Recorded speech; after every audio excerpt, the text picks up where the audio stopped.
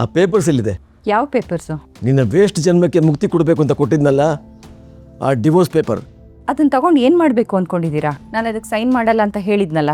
ನೀನು ಅದಕ್ಕೆ ಸೈನ್ ಮಾಡಲೇಬೇಕು. ಕಡೆ ಇದ್ದಾಗ ಹೇಳ್ತಾ ಇದ್ದೀನಿ, ಇದು ವಿನಂತಿ ಅಲ್ಲ ಮಾಲ್ತಿ, ಎಚ್ಚರಿಕೆ. ಸೈನ್ ಮಾಡಲಿಲ್ಲ ಅಂದರೆ? ಮಾಲ್ತಿ, ಏನಾದರೂ ಕಳ್ಕೊಳ್ಳೋದು ಅಷ್ಟು ಸುಲಭ ಅಲ್ಲ. ಇದರಿಂದ ಲಾಸ್ ಆಗೋದು ನಿನಗಷ್ಟೇ ಅಂತ ಮಾತ್ರ ಹೇಳಬಲ್ಲೆ. ಆಮೇಲೆ ಪಶ್ಚಾತ್ತಾಪ ಪಟ್ಟರು ಏನೂ ಪ್ರಯೋಜನ ಇಲ್ಲ. ನನ್ನ ಹತ್ರ ಕಳ್ಕೊಳ್ಳೋಕೆ ಇನ್ನೇನೂ ಇಲ್ಲ. ನಿಮ್ಮ ಪೊಳ್ಳು ಮಾತಿಗೆಲ್ಲ ಹೆದರೋಳಲ್ಲ ನಾನು. ಅಂದರೆ ನನ್ನ ಮಾತಿನ ಗಂಭೀರತೆ ನಿನಗೆ ಅರ್ಥ ಆಗ್ತಾ ಇಲ್ಲ ಅಂತ ಕಾಣುತ್ತೆ. ಈಗ ನೀನು ಇದನ್ನು ಹಗುರವಾಗಿ ತಗೊಂಡ್ರೆ ನಾಳೆ ತೊಂದರೆ ಆಗೋದು ನಿನಗೆ. ಇಲ್ಲಿ ತನಕ ಏನೇನೋ ಅನುಭವಿಸ್ಬಿಟ್ಟಿದ್ದೀನಿ. ಅದು ಏನು ಮಾಡ್ಕೋತಿರೋ ಮಾಡಿ. ಮಾಲ್ತಿ, ದೀಪ ಆರೋದಕ್ಕಿಂತ ಮುಂಚೆ ಭಾಳ ಒದ್ದಾಡುತ್ತೆ. ನಿನ್ನ ಅಹಂಕಾರನ ನಾನೇ ಕೊನೆ ಕಾಣಿಸ್ತೀನಿ. ಸೈನ್ ಮಾಡಿಲ್ಲ ಅಂದ್ರೆ ಅಮ್ಮ ಏನ್ ಕಳ್ಕೊತಾರೆ? ಅಪ್ಪ ಯಾಕೆ ಈ ರೀತಿ ಹೆದರ್ಸ್ತಾ ಇದ್ದಾರೆ? ಅಮ್ಮ ಕಳ್ಕೊಳ್ಳೋಂಥದ್ದು ಏನಿದೆ?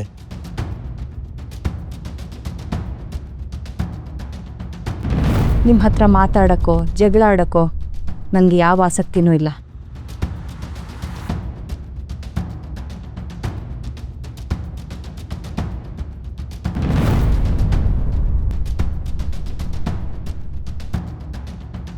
ಅಮ್ಮ ಏನಾಯ್ತು? ಅಪ್ಪ ತುಂಬ ಟಾರ್ಚರ್ ಕೊಡ್ತಿದಾರಾ? ಇವ್ರ ವಿಷಯ ನಿನ್ಗೇನು ಹೊಸ್ತೇನೋ? ಬಟ್ ವಿಷಯ ತುಂಬ ಗಂಭೀರ ಇರೋ ಥರ ಇತ್ತು. ಈ ಮನೆಗೆ ಬಂದಾಗಿಂದ ಅವ್ರು ಕೂಡ ಹಿಂಸೆನ, ಚುಚ್ಚಾಡೋ ಮಾತುಗಳನ್ನ ಸಹಿಸಿ ನನ್ನ ಭಾವನೆಗಳೇ ಸತ್ತೋಗಿದೆ ಕಣೋ. ಇವ್ರ ಕೋಪ ಕಿರ್ಚಾಟ ಎಲ್ಲ ನನಗೇನು ಹೊಸ್ತಲ್ವಲ್ಲ. ತಲೆಗೆ ಹಾಕೊಳಕ್ಕೆ ಹೋಗ್ಬಾರ್ದು ಅಷ್ಟೆ.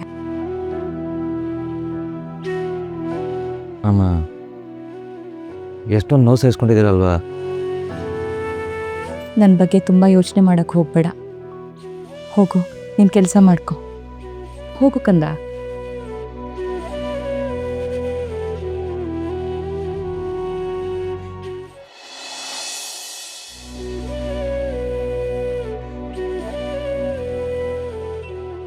ಅಪ್ಪ ಯಾಕೆ ಅಮ್ಮಂಗೆ ಆ ರೀತಿ ಹೇಳಿದ್ರು? ಅಮ್ಮ ಏನೋ ಕಳ್ಕೊಬೇಕಾಗುತ್ತೆ ಅಂತ. ಆ ಮಾತನ್ನ ಅವರು ಸುಮ್ಮನೆ ಕೋಪದಲ್ಲಿ ಆಡಿರೋ ಥರ ಇಲ್ಲ. ಅವ್ರ ಮಾತಲ್ಲಿ ಏನೋ ದೊಡ್ಡ ಉದ್ದೇಶ ಇದ್ದಾಗಿತ್ತು. ಅವ್ರ ಅಮ್ಮಂಗೆ ಏನಾದರೂ ಸಮಸ್ಯೆ ಮಾಡೋಕೆ ಹೊರಟಿದ್ದಾರಾ? ಇಲ್ಲ, ಹಾಗಾಗಕ್ಕೆ ನಾನು ಬಿಡಲ್ಲ. ಅಮ್ಮನ ಕಣ್ಣಲ್ಲಿ ಮತ್ತೆ ನೀರು ಬರೋದಕ್ಕೆ ನಾನು ಅವಕಾಶ ಕೊಡೋದಿಲ್ಲ. ಯಾವುದಕ್ಕೂ ಅಪ್ಪನ ಮೇಲೆ ಒಂದು ಕಣ್ಣಿಟ್ಟಿರಬೇಕು.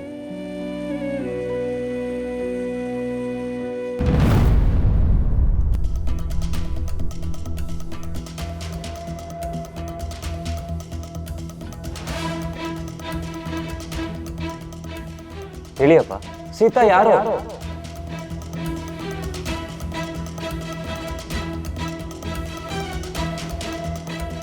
ಅವತ್ತು ಅಪ್ಪನ ಹತ್ರ ಸೀತಾ ಯಾರು ಅಂತ ಕೇಳಿದಾಗ ತುಂಬ ಟೆನ್ಷನ್ ಮಾಡಿಕೊಂಡ್ರು. ಇನ್ಫ್ಯಾಕ್ಟ್ ಅವ್ರ ಮುಖದಲ್ಲಿ ಜಾಸ್ತಿ ಗಾಬರಿ ಇತ್ತು. ಒಂದು ವೇಳೆ ಅವ್ರು ಜಸ್ಟ್ ಫ್ರೆಂಡೇ ಆಗಿದ್ರು, ತೀರ್ಕೊಂಡಿದ್ರು. ಅವ್ರ ಹೆಸರು ಹೇಳಿದ ತಕ್ಷಣ ಯಾಕೆ ಇಷ್ಟೊಂದು ಟೆನ್ಷನ್ ಮಾಡ್ಕೋಬೇಕಾಗಿತ್ತು? ಮೋಸ್ಟ್ಲಿ ಈ ಸೀತಾ ಬದುಕಿರ್ಬೋದಾ?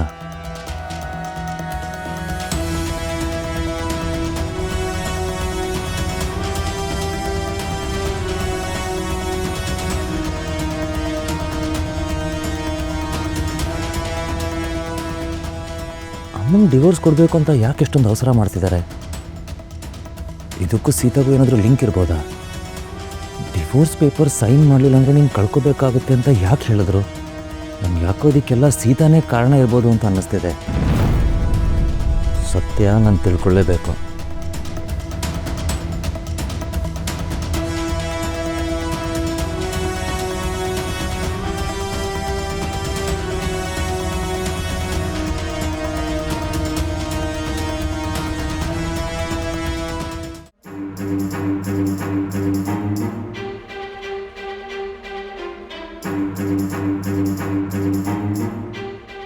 ಯಾಕೆ ನಿಜವಾಗ್ಲೂ ಏಟ್ ಬಿತ್ತು ಅನ್ಕೊಂಡ್ರಾ?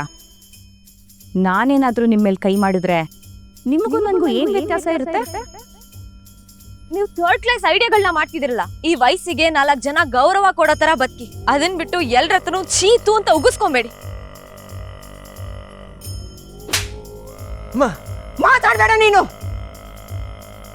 ಹಂಗೆ ಹಾಲು ಎರ್ದ್ಬಿಟ್ಟೆ. ಥು. ನೀವು ಅಮ್ಮಂಗೆ ಡಿವೋರ್ಸ್ ಕೊಟ್ರೆ ಜೀವನಾಂಶ ಕೊಡಬೇಕು ಅನ್ನೋದನ್ನ ಯೋಚನೆ ಮಾಡಿದ್ದೀರಾ? ಆಮೇಲೆ ಆಸ್ತಿಲಿ ಅರ್ಧಕ್ಕರ್ಧ ಕೊಡ್ಬೇಕಾಗತ್ತೆ ಡ್ಯಾಡ್. ಇಷ್ಟಪಟ್ಟು ಬದಲಾಗಿಲ್ಲ ಅಂದ್ರೆ ಕಷ್ಟಪಟ್ಟು ಬಗ್ಗಿಸ್ತೇನೆ. ಎಲ್ಲಿ ತನಕ ಬುದ್ಧಿ ನೆಟ್ಟಗಾಗಲ್ವೋ ಅಲ್ಲಿ ತನಕ ಬಗ್ಗಿಸ್ತೇನೆ.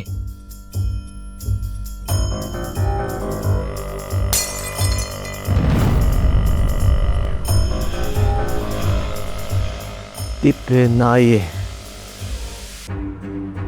ನನ್ನ ಅನ್ನ ತಿನ್ಕೊಂಡು ನನಗೆ ಬೊಗಳ್ತೀಯಾ? ನೀನು ಮಾಡಿರೋ ಒಂದೊಂದು ಅವಮಾನಕ್ಕೂ ನಿನ್ನ ರಕ್ತದಲ್ಲೇ ಸೇಡ್ ತೀರಿಸ್ಕೊತೀನಿ.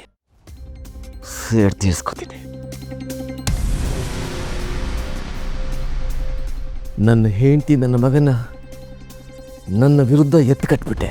ನನ್ನ ಆಸ್ತಿ ಹಣ ಸಂಪತ್ತನ್ನು ನನ್ನಿಂದ ಕಿತ್ಕೊಂಡ್ಬಿಟ್ಟೆ. ನನ್ನ ಸ್ವಂತ ದುಡ್ಡನ್ನ ನನ್ನ ಮುಂದೆ ಬಂದು ಭಿಕ್ಷೆ ಬೇಡೋ ಹಾಗೆ ಮಾಡಿಬಿಟ್ಟೆ. ನನಗೆ ಒಂದು 20,000 ಬೇಕಾಗಿತ್ತು. ಭಿಕ್ಷೆ ಬೇಡೋ ಹಾಗೆ ಮಾಡಿಬಿಟ್ಟೆ. ಛೀ! ಇದೆಲ್ಲ ಮಾಡಿದ್ದು ನಮ್ಮ ಅಪ್ಪ ಅಲ್ಲ, the great doctor Ramakrishna Vasishtha. ಅಪ್ಪ, ನೀವು ನನಗೆ ಅನ್ಯಾಯ ಮಾಡಿಬಿಟ್ಟು ಮೇಲೆ ಹೋದಿ. ಆದ್ರೆ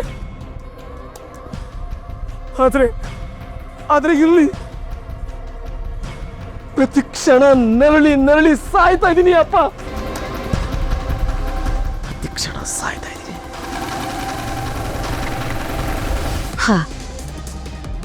ನನಗಾಗಿರೋ ಅನ್ಯಾಯನ ನಾನೇ ಸರಿ ಮಾಡ್ಕೋಬೇಕು.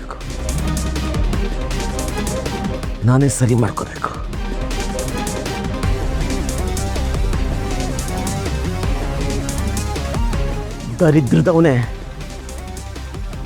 ಈ ಮನೆಯಲ್ಲಿ ನಾನು ನೆಮ್ಮದಿಯಾಗಿ ಉಸಿರಾಡಬೇಕು ಅಂತಂದ್ರೆ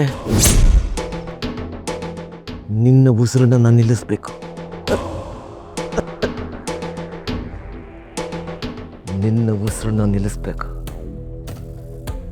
ನಿಲ್ಲಿಸ್ತೀನಿ.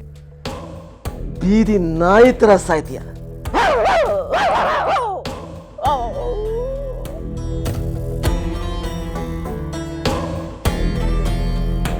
ಈ ಥರ ನೀನು ಸಾಯಿಸ್ತೀನಿ. ನಿನ್ನ ಸಾಯಿಸ್ತೀನಿ. ಇದು ನಾನು ಹಾಕ್ತಾ ಇರೋ ಚಾಲೆಂಜ್.